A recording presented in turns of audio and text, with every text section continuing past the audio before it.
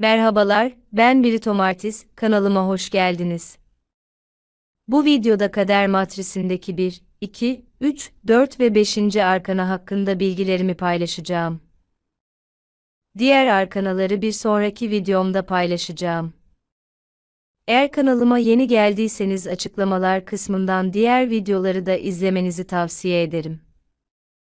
Yeni videolar hakkında bildirim almak için kanalıma abone olmadıysanız abone olmayı unutmayın. Videomu beğenirseniz beğen butonuna basmayı ihmal etmeyin. Video hakkında sorularınız ya da yorumlarınız var ise aşağıda yorumlarda belirtebilirsiniz. Mümkün olduğunca hepsine cevap vermeye çalışıyorum. Kader Matrisi Tarot'un 22 temel arkana sayılarına göre yorumlanmaktadır. Bu 22 enerjinin her birinin ne iyi ne de kötü olduğunu anlamak önemlidir. Her arkana sayı enerjisi olumlu ya da olumsuz şekilde bulunabilir. Düşüncelerimiz, sözlerimiz ve eylemlerimizle onları olumlu ya da olumsuz hale getiriyoruz. Enerjinizin olumlu ve olumsuz yönlerini bilmek önemlidir. Aynı gün doğan kişilerin kader matrisinde aynı arkana sayıları olmasına rağmen kişilerin farklı davranışları sergilemesi ve farklı seçimleri yapması nedeniyle kişilerin kaderi farklılaşmaktadır. Çok basit bir örnek ile açıklayacak olursam, 1 Şubat 2003 tarihli doğan kişilerin A, B, C, D, E noktalarını olumlu ya da olumsuz enerjiye göre yaşamaları takdirde 32 farklı enerjide kişi olmaları mümkündür. Bunu kader matrisinin diğer noktaları da düşünüldüğünde bu çok daha fazla olasılık demektir. Kişi kendisinin en iyi versiyonuna ulaşması için bu olumsuz enerjileri olumlu enerjiye çevirmesi çok önemlidir. Bu sayede hayatta her şey yolunda gider ve kariyer, iş, mutlu aile konusunda kişi olumlu bir hayat yaşar. Bu arkanalar konumlarına göre farklı anlamlara gelebilir. Bu videoda arkana sayılarının genel karakteristik özelliklerinden bahsedeceğim. 1. arkana tarotta büyücü kartına karşılık gelmektedir. Eğer herhangi bir ayın birinde, 28'inde ya da Ocak ayında doğduysanız bir enerjisine sahipsinizdir. Bu, kader matrisindeki en nadir enerjidir.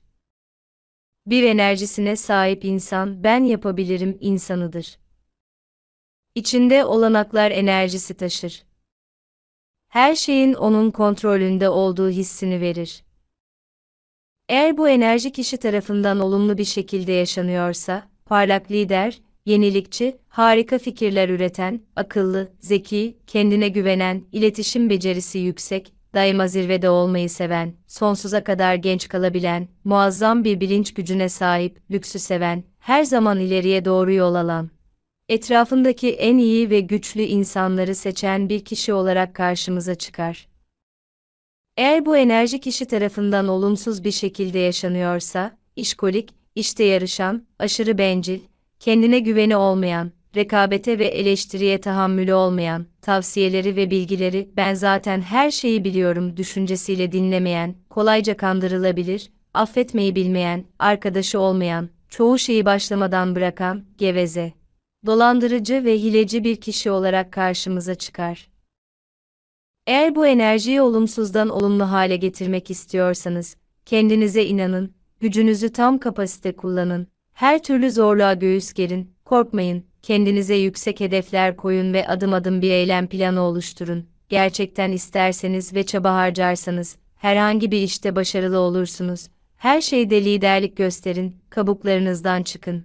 Yeni fikirlere açık olun, kendinizi gösterin, fikirlerinizin çalınmasından korkmayın. Fikirleriniz taklit edilemez ve siz her zaman benzersiz kalırsınız. Yalan söylemeyin, yanlış bilgi vermeyin, konuşmanıza dikkat edin, aşırı gevezeliğinizi kontrol edin, bencilliğinizi aşın, her insanda kendinizi görmeyi öğrenin, insanları değerli kılın ve onlara hatalarını affedin, çevrenizi gözden geçirin, güçlü insanlara yönelin, sizden daha başarılı olanlarla iletişim kurmaya çalışın.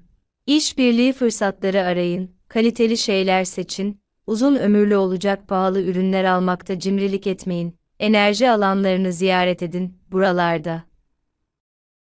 Yalnız kalın, meditasyon yapın.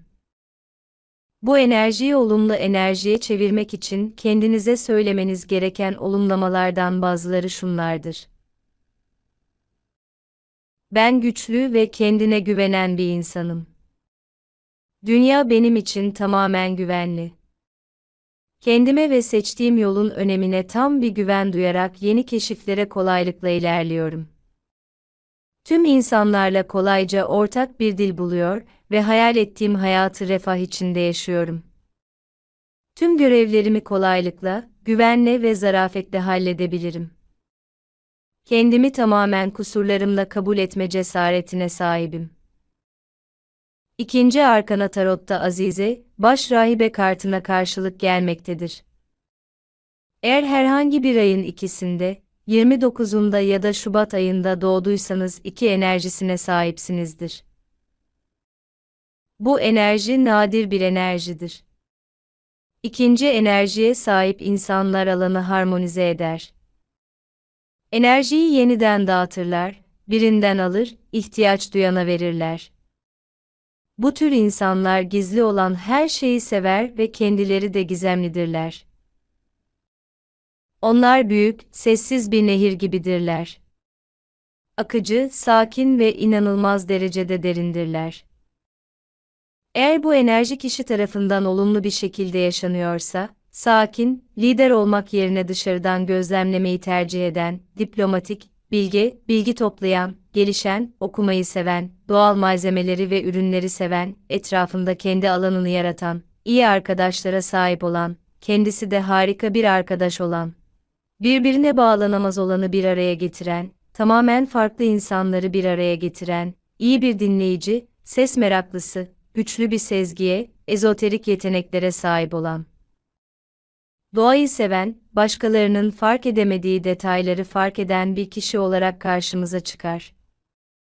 Eğer bu enerji kişi tarafından olumsuz bir şekilde yaşanıyorsa, kendini beğenmiş, şüpheci, kararsız, dedikoducu, küfürbaz, skandal televizyon programlarını seven, dolandırıcı, iletilen bilgiyi kasıtlı olarak çarpıtan, ilişkiler istemeyen ya da korkan, çocuk istemeyen, bilinçli kısırlık yaşayan, başkalarına bağımlı, gizemli, kaprisli, entrikalar çeviren, çelişkili, karar verme konusunda zorluk çeken, etrafında özel bir alan yaratmayan, doğal malzemelere kayıtsız bir kişi olarak karşımıza çıkar.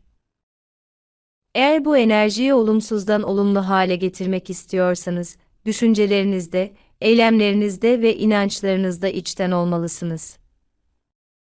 İnsanlara güvenmeyi ve onları hayatınıza almayı öğrenin. Maskelerinizi çıkarın ve gerçek yüzünüzü göstermekten korkmayın. Akıl yürütmeyi ve duygusal sertliği kaldırın. İnsanlara tavsiyelerde bulunun. Bilgilerinizi paylaşın. Daha fazla okuyun, yeni şeyler öğrenin. Daha genç nesil için bir mentor olun. Destek ve faydalı iletişim amacıyla kulüpler, sohbet grupları oluşturun. Korkular ve kararsızlıklarla mücadele edin. Kendinize ve yeteneklerinize güveninizi geliştirin. Pasiflik ve çelişkilerle savaşın.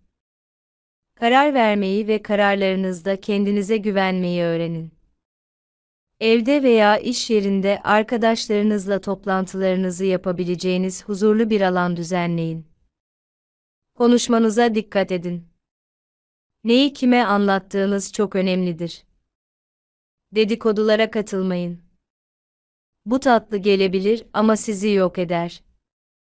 Sezginizi geliştirin ve ondan yararlanın. Meditatif uygulamalar yapın. Hangi ezoterik teknikleri öğrenebileceğinizi düşünün. Doğal kumaşlardan yapılmış giysiler giymeye çalışın. Poşet çay yerine bitkisel çaylar kullanın. Beslenme düzeninizi gözden geçirin, bitkisel beslenmeye odaklanın. Doğada daha fazla zaman geçirin, şehir dışına çıkın. Bir yürüyüşe gitmeyi deneyin. Bu enerjiyi olumlu enerjiye çevirmek için kendinize söylemeniz gereken olumlamalardan bazıları şunlardır. Güvendeyim. Hayata ve geleceğe güveniyorum. Geleceğim parlak ve güvenli. Kendime ve sezgilerime güveniyorum. İç uyumum, çevremdeki dünyayla herkes için en uygun şekilde ortak bir dil bulmama yardımcı oluyor. Çevreme yaydığım ışık ve bereketle doluyum. Üçüncü arkana tarotta İmparatoriçe kartına karşılık gelmektedir. Eğer herhangi bir ayın 3'ünde, 30'unda ya da Mart ayında doğduysanız 3 enerjisine sahipsinizdir. Bunun, erkekler ve kadınlar için ayrı bir tanımı vardır. Dünyamız, erkek ve kadın enerjilerini barındırıyor. Üçüncü enerji saf kadın enerjisidir. Kadınlar için 3 enerjisi, kişinin çevresini harmonize etme imkanı sunar. Bir kadın bir eve girdiğinde, düzeni sağlar. Etrafındaki nesneleri çok uyumlu bir şekilde yerleştirir. Bu enerjiyi taşıyan bir kadının 2 baskın durumu vardır. Bunlar imparatoriçe ve ev sahibidir. İmparatoriçe durumundayken, güzel bir moddadır. Kendini makyajla süslemeyi ve şık aksesuarlar seçmeyi tercih eder. Bir işletmenin yöneticisi olabilir veya kendi işini yürütüyor olabilir. Zor bir günün ardından eve döndüğünde, ev sahibi durumu devreye girer. Aile ortamında nazik, sevgi dolu ve şefkatlidir. Çocukları yetiştirir, bitkilere bakar, evcil hayvanları sever. Eğer bu enerji kadınlar tarafından olumlu bir şekilde yaşanıyorsa, kadınsılık ve güzellik, akıcı hareketler, kendini iyi ifade etme yeteneği, kadınlarla iyi ilişkiler, kendine sevgi, bakımlı olma, evde düzen, sıcaklık, hareketlerde ve işlerde yavaşlık gösteren, acele etmeyen, statü, her alanda refah, işten zevk alan, etrafında güzellik yaratan. Yaratıcılık ve el işlerine yatkınlık, çocuklara, hayvanlara, doğaya sevgi gösteren bir kişi olarak karşımıza çıkar. Eğer bu enerji kadınlar tarafından olumsuz bir şekilde yaşanıyorsa, tüm süreçleri ve ev işlerini aşırı kontrol eden, erkekleri baskılayan, bakımsız, erkeksi görünüm, evde ve kafada dağınıklık, kadınlarla kötü ilişkiler, sadece paraya ilgi gösteren, aşırı çalışan, duygusal sertlik, cimrilik, parayı kolayca bırakmayan, kadın hastalıkları, aile kurma ve çocuk sahibi olma isteksizliği gösteren, siyah büyüyle uğraşan bir kişi olarak karşımıza çıkar. Eğer bu enerjiyi bir kadın olarak olumsuzdan olumlu hale getirmek istiyorsanız, yakınlarınıza baskı yapmamaya özen gösterin. Affetmeyi ve insanları kabul etmeyi öğrenin. Kendinizi ve etrafınızı süsleyin. Maniküre veya güzel bir elbiseye para harcamaktan çekinmeyin. Ev işlerine dikkat edin. Yaratıcılıkla ilgili nakış, resim gibi bir hobi bulun. Annenizle ilişkilerinizi düzeltin ve kadınlara güvenin. Fikirlerinizi saklamayın. Onları cesurca hayata geçirin ve yeni şeyler öğrenin. Kendi projelerinizi yaratmaktan korkmayın. Eylemlerinizin ya da ürününüzün hızlı olmasından çok kalitesine odaklanın. İç mekan bitkileri veya bakacağınız bir evcil hayvan edinin. Doğada daha fazla zaman geçirin. Özellikle Mart ayında doğanlara, bir mentor bulmaları veya bir kadın tanrıçasına dua etmeleri tavsiye edilir. Erkekler için 3 enerjisi, kadınları çok hassas bir şekilde hissetme ve kadınlara hangi iltifatın yapılacağını bilme özelliği verir. Kafaları rahat, romantik ruhludurlar. Gülleri ve şarkı söyleyerek banyo hazırlamaktan kolayca mutlu olurlar. Bu tür bir adam, kaynağa sahip olmayan insanlara destek sağlar. Onlara yaşam gücü verir. Kesinlikle kararlarında acele edilmemelidir. Yakınlarının övgüsüne çok ihtiyaç duyarlar. Bu tür erkeklerin askere gitmesi, askeri yapılarda çalışması veya ağır sporlarla uğraşması önerilmez. Eğer bu enerji erkekler tarafından olumlu bir şekilde yaşanıyorsa, yaratıcı, iyi bir zevke sahip, duygusal, hassas, romantik, diğerleri için güvenli bir alan yaratan, ev işlerine yatkın, doğayı ve hayvanları seven, çok dikkatli bir koca ve baba olan, kadınları anlayan ve onlarla iyi geçinen, çocukları seven, kadın mesleklerinde çalışabilen, evi düzenleyen, ev işleriyle ilgilenmekten hoşlanan, annesine ve çevresindeki kadınlara önem veren bir kişi olarak karşımıza çıkar. Eğer bu enerji erkekler tarafından olumsuz bir şekilde yaşanıyorsa, patlamalar, kadınsı sinir krizleri, anneye bağımlılık, hem maddi hem de duygusal ihtiyaçları olan bir erkek, aile ve çocuk istemeyen, kadın düşmanı, bakımsız bir dış görünüm, sorumluluktan korkma, karar almakta zorlanan, sertliğini kanıtlamak için çabalayan, spor salonunda dev bir vücuda ulaşmaya çalışan, erkek mesleklerinde aşırı çalışan bir kişi olarak karşımıza çıkar. Eğer bu enerjiyi bir erkek olarak olumsuzdan olumlu hale getirmek istiyorsanız, bağımsız olun. Annenizle bağınızı kesin. Artık karar vermeye ve hayatınızdan sorumluluk almaya çalışın. Kadınlarla ilişkilerinizi düzeltin. Onlara güvenin. Yaratıcılıkla ilgilenin. Fikirlerinizi dünyaya gösterin. Kadınsal konulara olan ilginizden utanmayın. Yakınlarınızın hayatları konusunda sorumluluk alın. Onlara sevgi ve şefkatle yaklaşın. İnsanlara, maddi durumlarına bakılmaksızın eşit şekilde yaklaşın. Ev işlerine yönelin. Çocuklar hakkında düşünün. Doğada daha fazla zaman geçirin. Bu enerjiyi olumlu enerjiye çevirmek için kendinize söylemeniz gereken olumlamalardan bazıları şunlardır. Başkalarını memnun etmek için kendimle ilgili hiçbir şeyi değiştirmem gerekmiyor. Ben olduğum gibi iyiyim. Mutlu olmayı ve sevilmeyi hak ediyorum. Ben güzelim, kendimi olduğum gibi seviyorum. Çevremdeki dünya güvenli ve benim için birçok fırsatın kapısını açıyor. Kendi başıma tam bir insanım. Kendi yolumu takip etme iznini kendime veriyorum. Her zaman her yerde zamanım var. İç dünyam çevremdeki dünya kadar zengin. Hayatıma her şey kolaylıkla giriyor. Ben bolluğum ve sevginin kendisiyim. 4. arkana tarotta imparator kartına karşılık gelmektedir. Eğer herhangi bir ayın 4'ünde, 31'inde ya da Nisan ayında doğduysanız 4 enerjisine sahipsinizdir. Bu, saf erkek enerjisidir.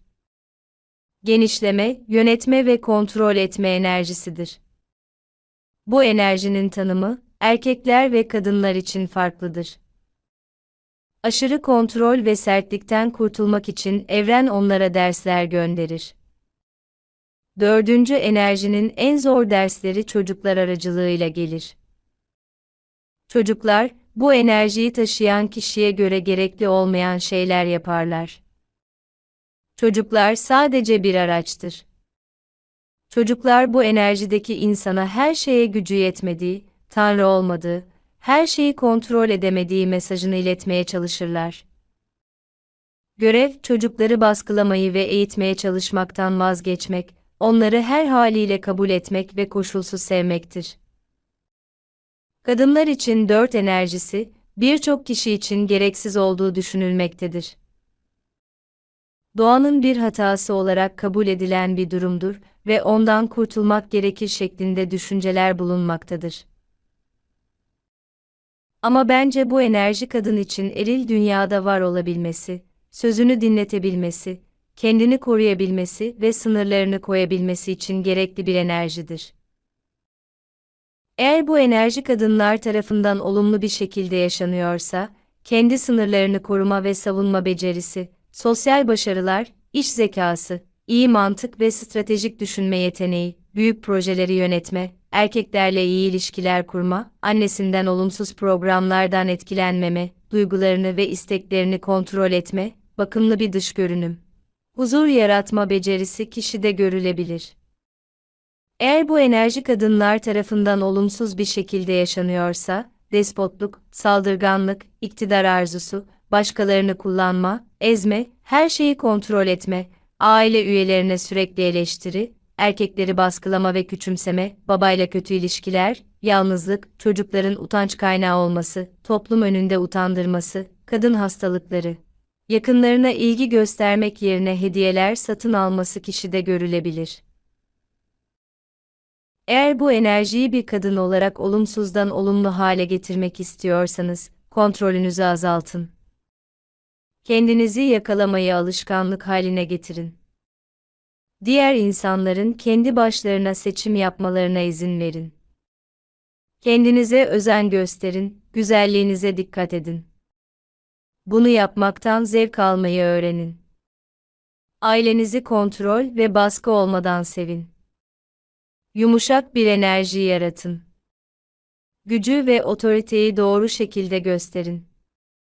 Aklınızın vicdanla uyumlu olmasını sağlayın. Diğer insanların ihtiyaçlarını görmeyi öğrenin. İnsanları başarılarına göre değerlendirmeyin. Babanızla ilişkilerinizi düzeltin. Şükretmeyi öğrenin. Hayattaki küçük adımlara ve güzel şeylere sevinin. Yakın erkeklerle iletişimde esneklik gösterin. Kendinizden daha güçlü birini aramayın. Erkekler için 4 enerjisi, duygusal olarak minimum düzeyde olmaları, asla belirli incelikleri tartışmamaları olarak karşımıza çıkar. Onlardan pek fazla iltifat bekleyemezsiniz. Çoğu durumda erkekler zamanlarının %70'ini sadece işe harcar ve sadece %30'unu kadınlarına ve ailelerine ayırırlar. Yine de erkekler çocuklarını sevgiyle besler ve onlara bakım yaparlar. Bazen bu tür bir erkek, doğum gününüzü unutabilir ama her zaman uzun vadeli planlarını, partneri ve ortak çocuklar için bir gelecek yaratmayı aklında tutar. Eğer bu enerji erkekler tarafından olumlu bir şekilde yaşanıyorsa, kendine güven, erkek duruşu, kararlı ve karizmatik, sakin ve az duygusal, daha zayıflara karşı sorumluluk ve bakım, otorite, liderlik ve yöneticilik yetenekleri, adalet, adil ceza verme yeteneği, her şeyde düzen, ilişkilerin ve insanların koordinasyonu, eşine ve düşünceye sadakat. Babayla iyi ilişkileri olan biri olarak karşımıza çıkar. Eğer bu enerji erkekler tarafından olumsuz bir şekilde yaşanıyorsa, her şeyi ve herkesi aşırı kontrol etme, etraftakileri sert bir şekilde baskılama, acımasızlık, farklı görüşleri kabul etmeme, saldırganlık, muhafazakarlık, değişikliklere katlanamama, finansal sorunlar, sadakatsizlik, sorumluluk eksikliği, babanızla sorunlar, başkalarının zayıflıklarını kabul edemeyen biri olarak karşımıza çıkar. Eğer bu enerjiyi bir erkek olarak olumsuzdan olumlu hale getirmek istiyorsanız, kontrolünüzü azaltın. Kendinizi yakalamayı alışkanlık haline getirin.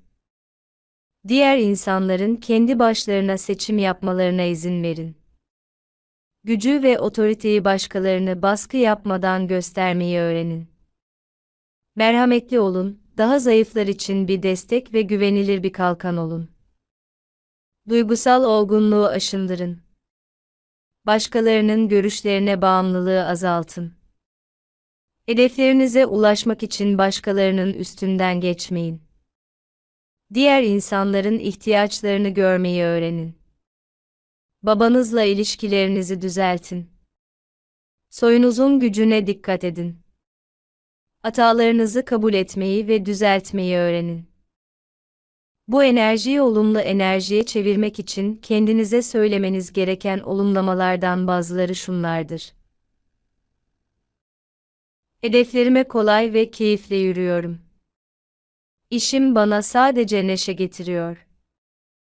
Faaliyetlerimi planlıyorum ve planlarımın gerçekleşmesinden mutluyum. Başarılarımdan keyif alıyorum. Hedeflerime giden yolda karşılaştığım her zorluk bana gelişme fırsatı verir. Bana ilgi gösterdiği için hayata minnettarım. Kararlılığımdan keyif alıyorum. Hayatımı rahatlıkla yönetiyorum ve onu en kaliteli ve kendime en uygun şekilde yaşıyorum. İşimi kolaylıkla kurarım.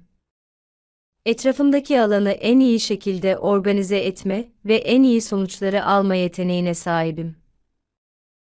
5. Arkana Tarot'ta Aziz, Baş Rahip kartına karşılık gelmektedir.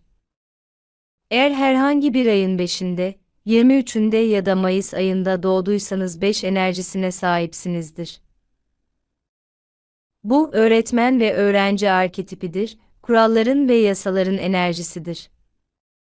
Bu insanlar parlak liderler değillerdir. Ama çevresindekileri kendine çekerler. Çevresinden gitmek istemezsiniz. Kendi dünyalarını bütünsel bir şekilde oluşturmayı severler. Kendi oyun kurallarını koyarlar. Bu tür bir insanın her şeyi yerli yerinde olur.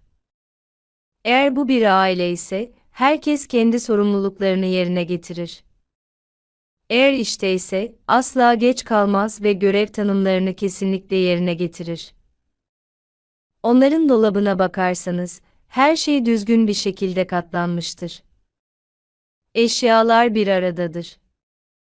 Bu tür insanlarla planları ve sonraki adımları rahat hissetmeleri için mutlaka konuşurlar. Böyle bir kişi gerçek bir öğretmendir. Hayatının her anında kendisi öğrenir ve kesinlikle bilgilerini aktarır. Öğretim sanatı mükemmel bir seviyeye ulaşmıştır.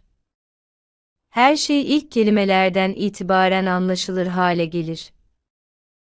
Eğer bu enerji kişi tarafından olumlu bir şekilde yaşanıyorsa, işlerin ve eşyaların düzenli olması, zeka, mantıksal düşünme, dinleme ve tavsiye verme becerisi, dakiklik, güvenilirlik, sorumluluk, öğrenme ve yeni şeyler keşfetme sevgisi, bu bilgiyi aktarma, sürekli yeni arayış içinde olma, başkalarının görüş ve seçimlerine kabul etme, hitabet yeteneği.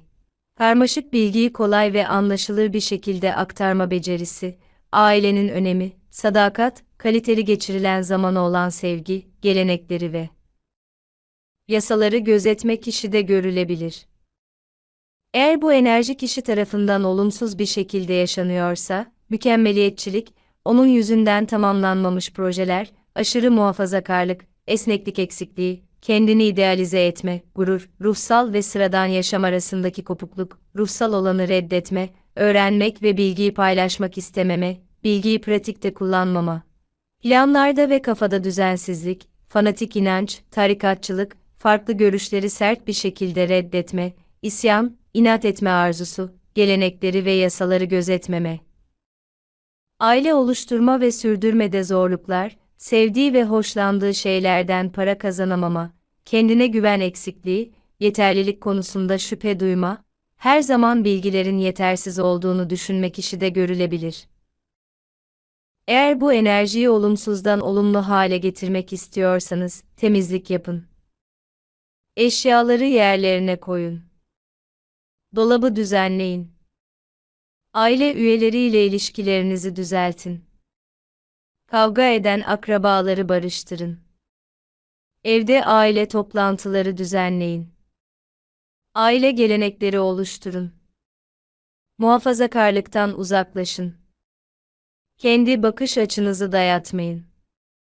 Başkalarının görüşlerine saygı gösterin.